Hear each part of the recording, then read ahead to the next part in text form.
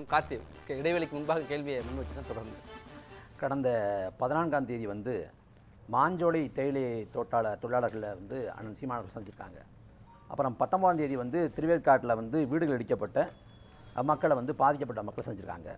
இந்த மாஞ்சோலை தேயிலை தோட்ட தொழிலாளர்களை சந்தித்தது வந்து பேசுபொருளாகலை, விவாதமாக எடுக்கப்படலை. அங்கே வீடுகள் இடிக்கப்பட்டு பாதிக்கப்பட்டிருக்கக்கூடிய மக்கள் அவங்கள பார்த்தது வந்து பேசுபொருளாகலை, விவாத பொருளாக எடுக்கப்படலை. ரஜினிகாந்த் சந்தித்தது தான் விவாத பொருளாக மாறுது.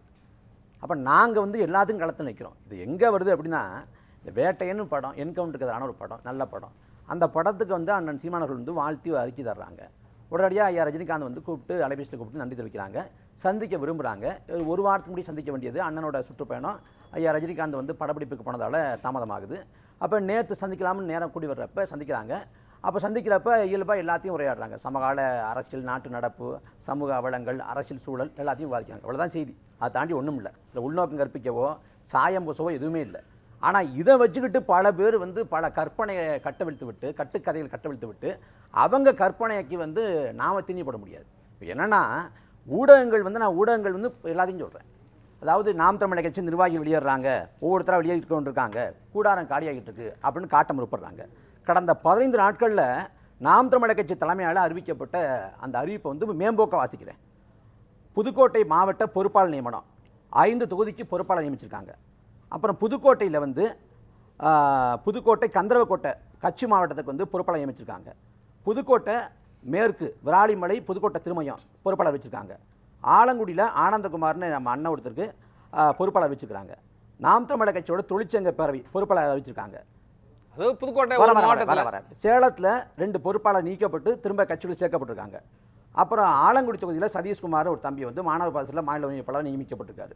அப்புறம் துறைப்பாண்டியன் ஒரு அண்ணன் வந்து மாநில ஒருங்கிணைப்பாளர் நியமிக்கப்பட்டிருக்காரு. அப்புறம் விருகம்பாக்கம் தொகுதி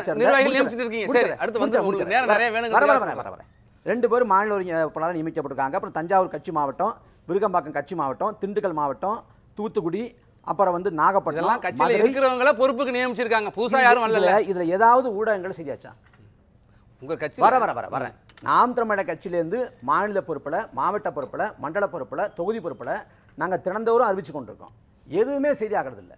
ஆனால் கட்சியை விட்டு யாரோ ஒரு வெளில போனால் அது செய்தியாக மாற்றக்கூடாது.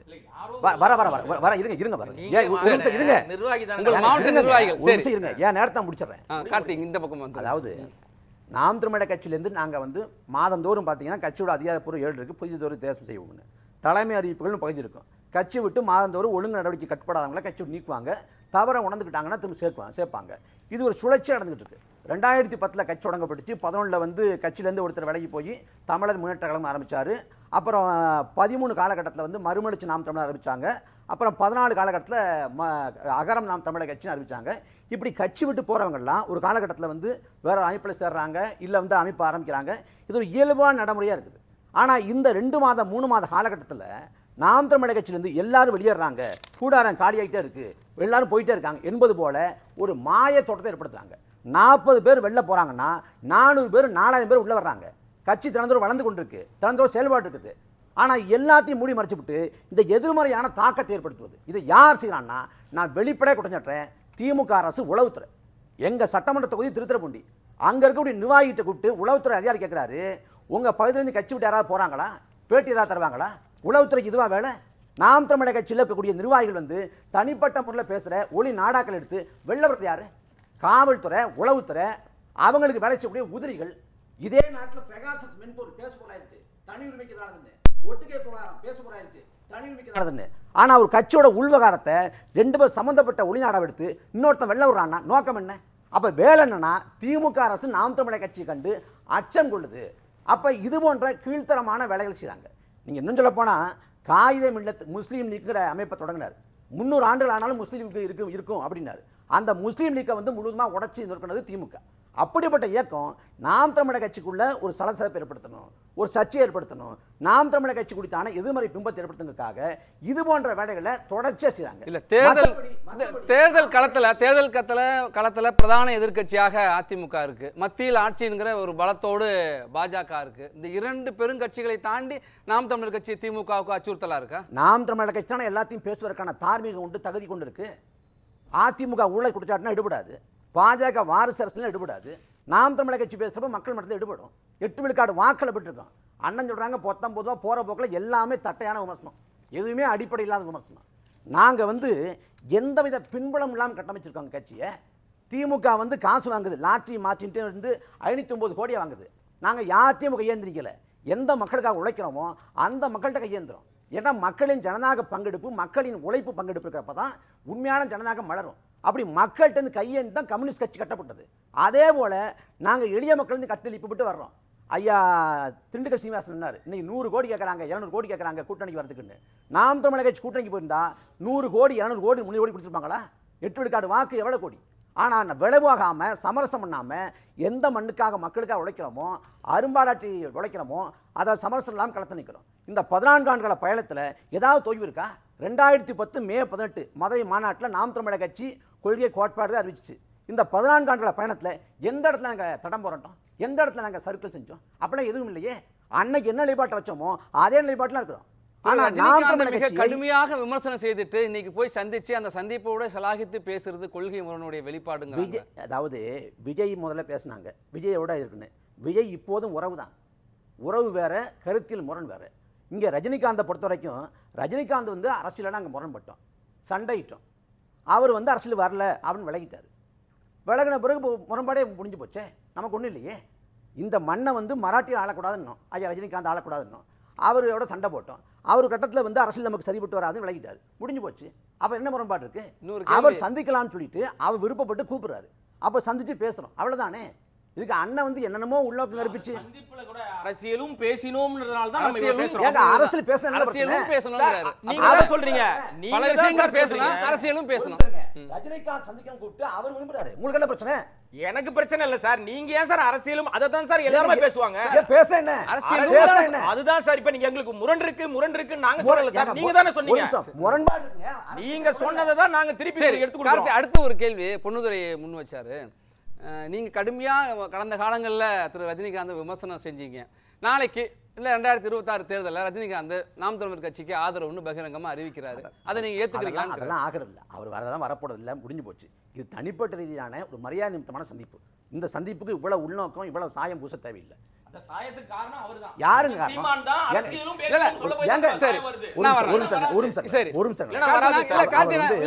தெளிவா முன் வச்சிடறேன். சொல்ல வந்தது என்னன்னா, நிர்வாகிகள் அடுத்தடுத்து விலகிட்டு இருக்காங்க, இன்றைக்கு உட்பட நிர்வாகிகள் விலகிட்டு இருக்காங்க.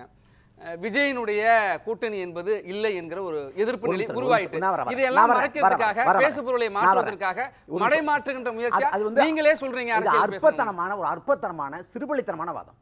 நாம் தமிழர் கட்சி தனித்து போட்டின்னு 5 மாசத்துக்கு முன்னாடி சொல்லிட்டாங்க. 5 மாசத்துக்கு முன்னாடி சொல்லி 60க்கும் மேற்பட்ட தொகுதிகளில் வேட்பாளர் அறிவிச்சிட்டேன் அப்படின்னு பத்திரிகை முடிய அண்ணா சொன்னாங்க. அப்ப நாம் தமிழர் கட்சி தனித்து போட்டின்னு சொல்லி தமிழ்நாடு முழுக்க உட்கட்டமைப்பை வெளிப்படுத்தி கொண்டிருக்கோம். இதுல விஜயை பொறுத்த வரைக்கும் விஜயை பத்தி நீ விமர்சிக்க கூடாது, நீங்க கேள்வி கேட்கக்கூடாது, வேண்டாம் தவிர்த்துட்டு போங்கன்னு தான் அண்ணா சொன்னாங்க. அக்டோபர் 30 வரைக்கும் அதான் நிலைமை. அடுத்த நாள் மாநாட்டுக்கு முந்தைய நாள் கூட அது வேண்டாம் அப்படின்னு சொன்னாங்க. அவர் கருத்தியல்ங்கிறப்ப ஒரு குழப்பவாதமும் வைக்கிறார், திராவிடமும் தமிழ் தேசியம் ஒண்ணுங்கிறார். அப்ப இந்த குழப்பவாதம், அந்த தத்துவார்த்த ரீதியான முரண் வர்றப்ப பேச வேண்டிய நிலைமை வருது. இதுல வந்து தமிழ் தேசியம் திராவிடம் ஒண்ணுங்கிறாங்க. அடிப்படையில் பெரியார் வைத்த கோட்பாடும் அண்ணா வைத்த கோட்பாடுமே ஒன்றும் இல்லை. பெரியார் திராவிடர்னார், திராவிடர்னா இனவியல் வரையற, அண்ணா திராவிடம்னார் நிலவியல் வரையற. இதுல வந்து பார்ப்பனர் வரமாட்டாங்க, அதுல பார்ப்பனர் வருவாங்க, ரெண்டுமே முரண்பட்டது. பெரியார் திராவிட நாடுன்னு சென்னை மாகாணத்தை சொன்னாரு, அண்ணா திராவிட நாடுன்னு விந்திய மலைக்கு தெற்கே உள்ள பகுதியை சொன்னாரு.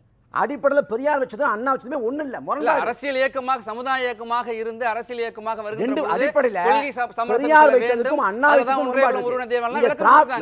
திராவிடம்ங்கிற சொல்லே சமஸ்கிருதம், திராவிடங்கிறது தமிழர்களை குறிக்கக்கூடிய சொல் அல்ல. அப்ப நாங்க இந்த மண்ணின மக்கள், தமிழ் தேசிய மக்கள், தமிழ் தேசியம் இருக்கிறோம். அப்போ ஆதித்தனார் அவர்கள் வச்சதும் இவர் சீமான் அவர்கள் வைக்கிறதும் ஒரே தமிழ் தேசிய கொள்கையா? அன்னை காலகட்டங்கள்ல அவங்க தமிழ பேரரசு அப்படின்னு வச்சாங்க, அன்னைக்கு வந்து தனிநாடு கட்டாங்க. நாங்க வந்து தமிழ் தேசிய இனத்துக்கான ஒரு அரசியல் வைக்கிறோம். எங்களோட இறுதி இலக்கு என்னன்னா தமிழீழ தாயகம் அடைகிறது. இந்தியாவில் அதிகாரத்தை பிடிச்சு தமிழ் தேசியம்னா அவங்க எந்த தமிழ் தேசியம் சொல்றாங்க? இந்தியா இலங்கை சேர்த்த தமிழ் தேசியம், அது ஆதித்தனார் வச்ச தமிழ் தேசியமா இல்ல தமிழீழ தமிழ் தேசியமா?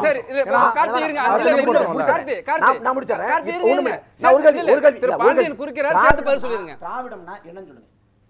சரி திராவிடம்னா இல்ல கார்த்தி நீங்க இங்க இல்ல, வேணாம். நீங்க எனக்கு ஒரு ரெண்டு பேரும் கேள்வி விவாதிச்சுக்கோங்க. இல்ல, நான் இதுக்கு ஒரே இருக்கேன். கேள்வி. நீங்க ரெண்டு பேரும் இல்ல ஒரு கேள்வினா பதில் சொல்லட்டும். இருங்க நீங்க இல்ல திசை மாற வேண்டாம். மாறுது. இல்ல கேள்வி நான் நீங்க பதில் முன்வைக்க சொல்றேன். வேண்டாம். நான் தமிழ் கார்த்தி இருங்க கார்த்தி இருங்க. அவர் பதில் சொல்வார். இருங்க பாண்டியன் நீங்க ஒரு கேள்வியை முன்வைக்கிறீங்க. சேர்த்து பதில் சொல்லுங்க. ஏன்னா அவர் நீங்க வேற நிகழ்ச்சிக்கு போறதுனால தான் நான் முன்னாடி வைக்கிறேன். இல்லைன்னா எனக்கு ஒன்றும் அவசரம் இல்லை. அவர் இல்லாமல் நான் பேசக்கூடாதுங்கிற அந்த விஷயத்தில் இவங்க இதில் வந்து இப்போ தேசிய தலைவர்னு சொல்லி பிரபாகரன் சொல்கிறாங்க. பிரபாகரன் சொல்கிறது, பிரபாகரனை வந்து டெல்லிக்கு வந்து அந்த பேச்சுவார்த்தை 83, 84 வந்து கிட்டத்தட்ட நானும் ஒரு 10-12 வருஷம் பிளாட்டு, இபிஆர்எல்எஃப், டெலோ, எல்டிடி அதெல்லாம் ஆரம்பித்து போன பீரியட்லேருந்து நான் ஒர்க் பண்ணிகிட்ருக்கேன் இந்த விஷயத்துக்காக, ஈழத்துக்காக. அதுக்கப்புறம் எல்டிடி வந்து சிக்கலாகி ரெண்டு பேச்சுவார்த்தை நடக்குது டெல்லியில். அந்த ஏன் இந்த பேச்சுவார்த்தையை சொல்கிறேன்னா, அங்கே தான் எல்டிடி வந்து தோத்துருச்சு. நல்லா புரிஞ்சுங்க. இன்னும் 50 வருஷத்துக்கு ஈழன்னு பேச முடியாத அளவுக்கு ஒரு அதெல்லாம் இல்ல இவங்க இல்ல பேசுங்க சார். நம்ம இன்னைக்கு வந்து இல்ல இன்னைக்கு தான் சொல்லணும். பேசப்பட வேண்டிய விஷயம் தான். இல்ல பிரபாகரன் நம்மளுடைய தலைப்பு விவாதமே இல்ல நான் சொல்றது ஒரே ஒரு விஷயம், ஒரே லைன்ல சொல்லிடுறேன். பிரபாகரனை லீடரா வச்சு பிரபாகரன் வந்து ஒரு தோல்வியான தலைவர், அதை வந்து நான் இங்க எக்ஸ்பிரஸ் சொல்லி பண்றேன். உங்க பாருங்க. சரி உங்க பாருங்க. சரி இருங்க அவருடைய பார்வை. நீங்க வந்து இப்ப நம்ம நோக்கம் இந்த சந்திப்புல அவர் சந்தித்தது அன்பின் மிகுதினால அது ஒரு பிரச்சனையே இல்லை. நான் அதை வந்து விமர்சனமே பண்ணல. ஆனால் இங்க வந்து எது விமர்சனமாக மாற்றப்படுது அப்படின்னா, இங்க அரசியலும் பேசினோம்னு சொன்னது யாரு?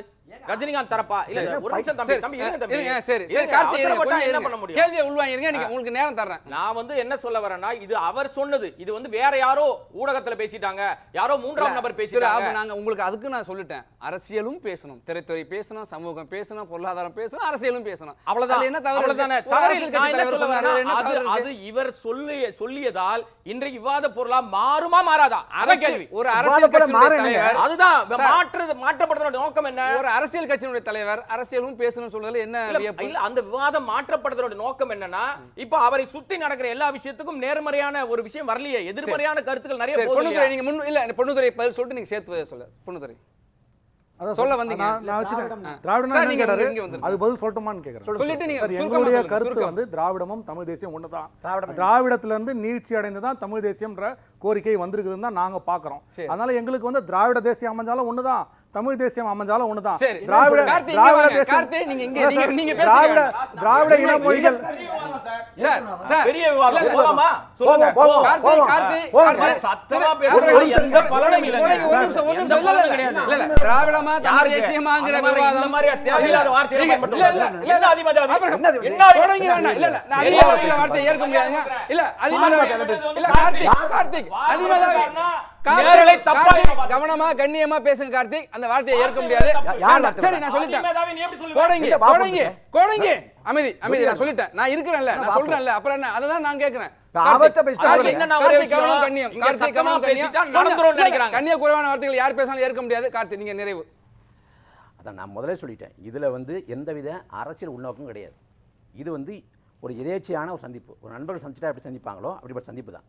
ஆனால் இந்த சந்திப்பு வந்து பேசு பொருளாகுது, விவாத பொருளாகுதுனால இதுக்கு பல்வேறு அவதூறு குற்றச்சாட்டை வைக்கிறாங்க, அவதூறை வைக்கிறாங்க, குற்றச்சாட்டு வைக்கிறாங்க, தேவையில்லாத வதந்திகளை கிளப்புறாங்க. இது இயல்பான ஒரு சந்திப்பு தான். மற்றபடி எந்தவித உள்நோக்கம் கிடையாது. நாம் தமிழர் கட்சியோட பாதை பயணம் தனித்துவமானது. அது எப்போதும் போல நாங்கள் களத்து இயல்பான சந்திப்புல போனாங்க, பார்த்தாங்க, வந்தாங்கன்னு சொன்னா முடிஞ்சு போச்சுங்க. அவர் திரும்ப அதான் சொல்றாரு, நாங்கள் அரசியலும் பேசணும்னா, ஏன்னா அவர் அரசியலுக்கு வருவார்னு ஒரு 4 நூற்றாண்டு பேசப்பட்டு வந்த தலைவர். கட்சி ஆரம்பிக்க போறோம்னு சொல்லிட்டு கடைசி நேரத்துல கட்சி நான் ஆரம்பிக்கல, எனக்கு உடம்பு சரியில்லைன்னு சொல்லி ஒதுங்கினவர். அதுக்கப்புறம் கரெக்டா 4 வருஷம் 2021 தேர்தலுக்கு முன்பாக 2020 டிசம்பர்ல கட்சி ஆரம்பிக்க போறேன் இல்லைன்னு சொல்லி முடிவு பண்ணார்ல. அடுத்து 2026 தேர்தல் வருது, அதற்கான வேலைகள் கட்சிகள் ஆரம்பிச்சிட்டாங்க. இந்த நேரத்தில் நீங்க போய் சந்திச்சதுதான் இந்த கேள்வி எழுப்புது. சந்திக்கணும் விரும்பினாலும் சந்திச்சாங்க, அவ்வளவுதான் விஷயம். இதில் வந்து ஊடகங்கள் வந்து என்ன பேசுனீங்க கேட்குறப்ப எல்லாத்தையும் பேசணும். திரைத்துறை குறித்து பேசணும், அவர் நடித்த திரைப்படங்கள் குறித்து பேசணும், அப்புறம் வந்து அரசியல் பேசணும், எல்லாத்தையும் தான் பேசணுங்கிறாங்க. பேசுனது என்ன பிரச்சனை இருக்குது, என்ன பேசுனான்னு சொல்கிறாங்க, அவ்வளோதானே. இதை வந்து விளம்பர நோக்கத்துக்காக பேசினாரு, அந்த விவாத பொருள் ஆகணுங்கிறதுக்காக பேசினாரு. திரைப்பட இயக்குனராக இருந்த திரு சீமான் போய் சந்திச்சுட்டு ஒரு நடிகர் சந்திச்சுட்டு வந்தால் எந்த பிரச்சனையும் இல்லை. நாம் தமிழர் கட்சியினுடைய தலைமை ஒருங்கிணைப்பாளர் மாநில கட்சிங்கிற அந்தஸ்தை பெற்றிருக்கிற ஒரு கட்சி 234 தொகுதிகளிலும் 2024 தனித்து போட்டியிடுவோம் என்று சொல்லி நீங்கள் வேட்பாளரையும் அறிவித்திருக்கிற ஒரு கட்சி. இந்த 2 கட்சிகளுக்கு நாங்கள் தான் மாற்று என்று சொல்லி ஆட்சியை பிடிப்போம், அதிகாரத்துக்கு வருவோம்னு சொல்ற கட்சி. அந்த கட்சியினுடைய தலைவர் ஏற்கனவே அரசியலுக்கு வர்றேன்னு சொல்லிட்டு சற்று ஒதுங்கி இருக்கிற ஒருத்தர் போய் பார்த்துட்டு அரசியல் பற்றியும் பேசணும் அப்படின்னு சொல்றதுதான் கேள்வி. இதன் மூலமாக நாம் தமிழர் கட்சியோட அரசியல் நிலைப்பாடுகளில், கொள்கை கோட்பாடுகளில் ஏதாவது முரண் வரப்போதா, இல்லை ஏதாவது நாங்கள் பின்வாங்க போகிறோமா? இது ஒரு இயல்பான ஒரு சந்திப்பு தான். இதுக்கு இவ்வளவு பேசணும்னு அவசியம் இல்லை, இவ்வளவு விவாதிக்க கூட ஒன்றும் இல்லை. அவர் சந்திக்க விரும்பினா சந்திச்சோம், அரசியல் தொடர்பாக கேட்டார், அண்ணா பேசினாங்க, அவ்வளோதான் விஷயம். அது ஒன்றுமே கிடையாது. தாண்டி அதை தாண்டி இதுக்கு என்னென்னமோ கற்பனையை நீங்கள் கற்பனைக்கு கால் முளைச்சது போல என்னென்னமோ காட்டி கிளப்பி விட்டுட்டு அரசியல் கட்சியினுடைய தலைவர் பேசுகிற ஒரு வார்த்தைக்கு பின்னாடி ஒரு அரசியல் இருக்கு. நீங்க அரசியலும் பேசினாங்க, நாட்டு நடப்பு பேசினாங்கன்னு சொல்றோம். ஆனா அதை பத்தி தேவையில்லாம இப்படி பேசியிருப்பாரு, அப்படி பேசியிருப்பாரு, இதை இதுக்காக தான் பேசினாரு, இதுக்கு விளம்பர நோக்கம் இருக்கு, அரசியல் ஆதாயம் தேட இருப்பாரு, அவ்வளோதான். ஒண்ணுமே இல்லைங்க. பார்த்தாச்சு, சந்திச்சாச்சு, முடிஞ்சு போச்சு. எங்கள் பயணத்தை நாங்கள் பாதையை நாங்கள் பார்த்துட்டு போகிறோம், அவரும் வேலையை பார்க்க போகிறோம், அவ்வளோ விஷயம் இல்லை. சரி.